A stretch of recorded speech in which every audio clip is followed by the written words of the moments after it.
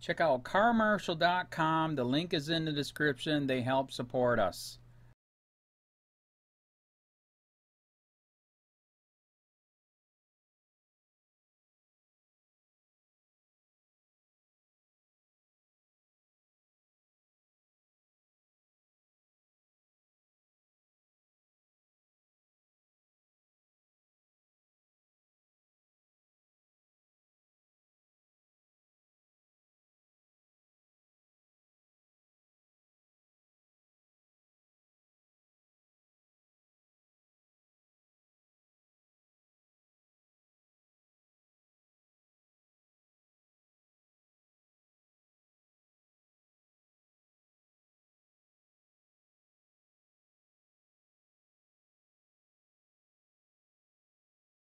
Social networks need clearer terms of service.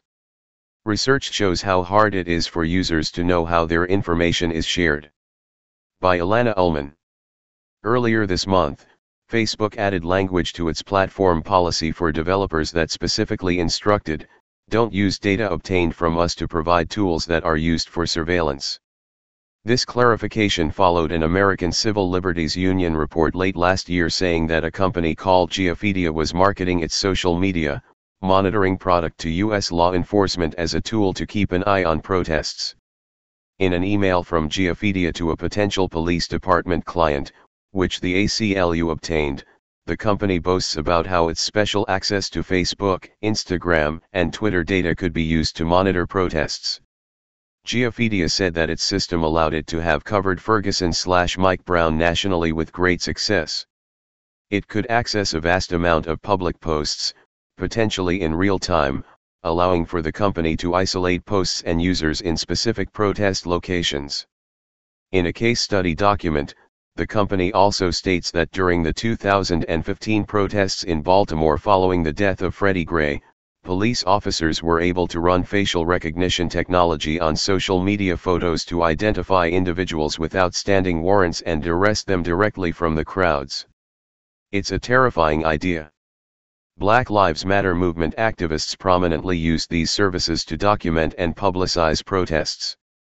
Additionally, people of color, particularly activists, have historically been disproportionately targeted for surveillance by U.S. law enforcement. But Facebook and Twitter shouldn't have been surprised.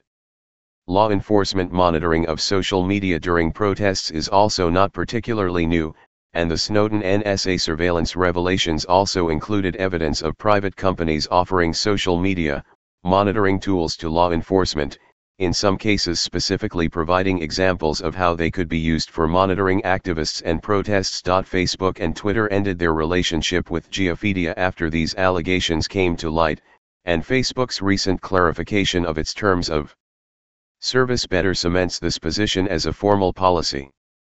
But the incident highlights a larger issue. Geopedia is hardly the only company feeding social media data into its surveillance tools, selling them to various law enforcement and government authorities, or marketing them specifically for deployment during protests. Incomplete or vague policies governing use of user data leaves room for third parties to abuse their access. And without company disclosure about the steps they take to detect and prevent such abuse, users are left in the dark about how or whether their privacy rights are respected. On Thursday, Ranking Digital Rights released its 2017 Corporate Accountability Index, which examines public commitments and policy disclosures relating to freedom of expression and privacy from 22 of the world's leading internet, mobile, and telecommunications companies. Disclosure: I work with RDR and worked on this report. RDR is a project of New America, which is a partner with Slate and Arizona State University in future tense.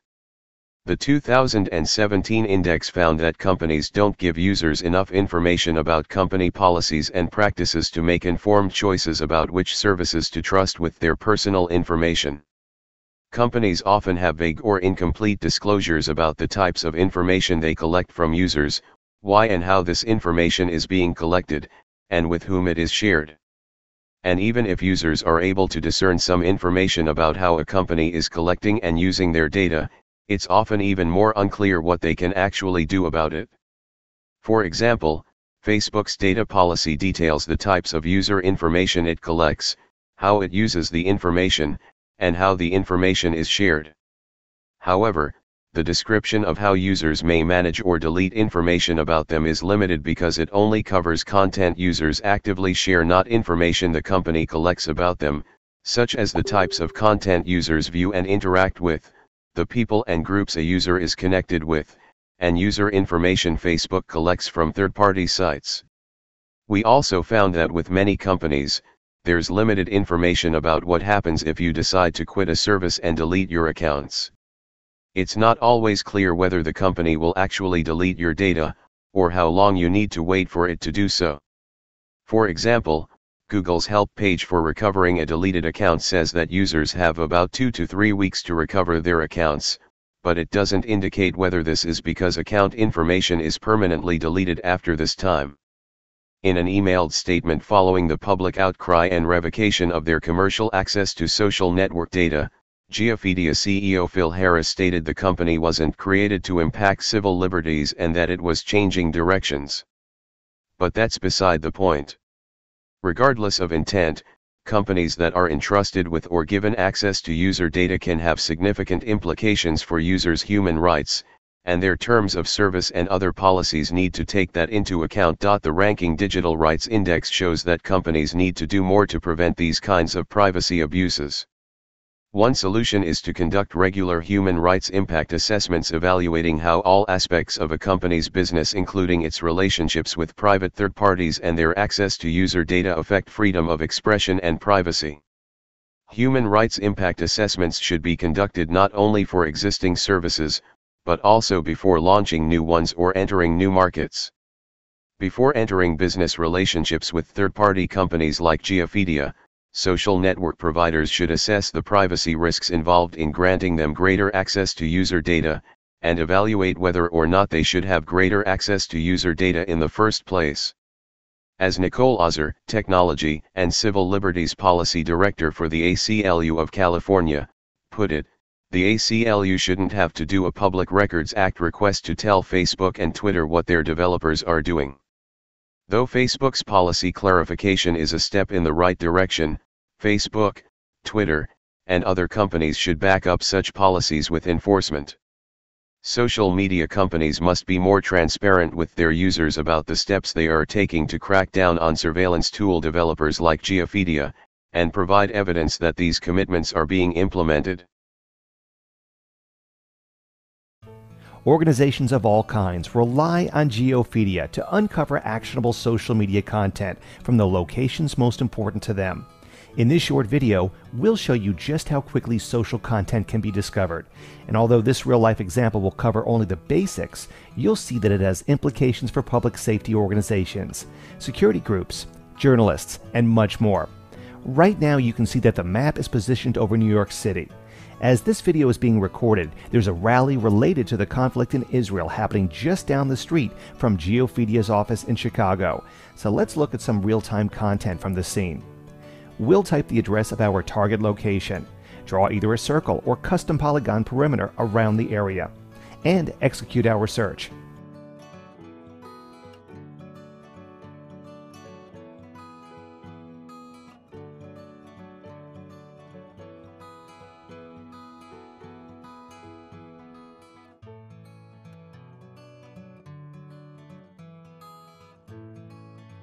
This will populate real-time social media content from all of these sources in just a matter of seconds.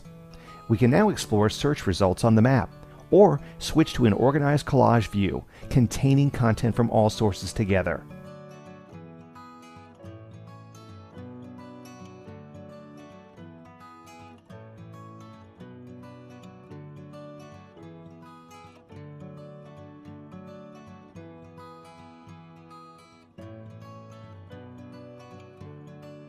Now, as you can see, most of this content is related to the rally, but not all of it. To hone in further on what we want, we can quickly filter this real-time content by keywords, such as rally and Israel.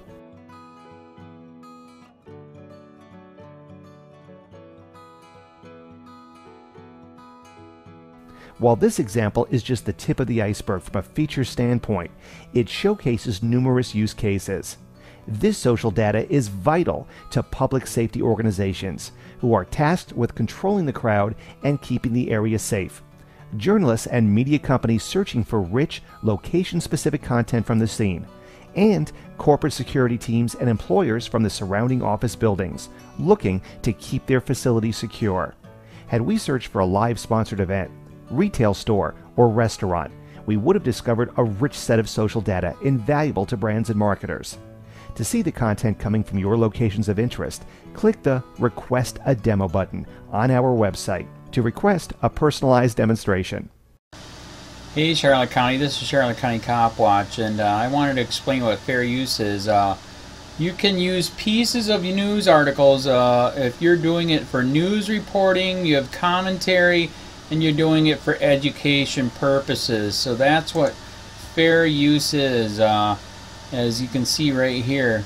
Another reason why I wanted to make this video is to let you know I just joined with Patreon. A nice thing with Patreon, I make no money on YouTube. They took the money away years ago, and so this is another way to give, and it's a nice thing too because you can give monthly. You can give $1, $5, $10, whatever. I do 4 to 5 hours a day on trying to wake the sheeple up on how corrupt it is and different ways that you can fight the corruption.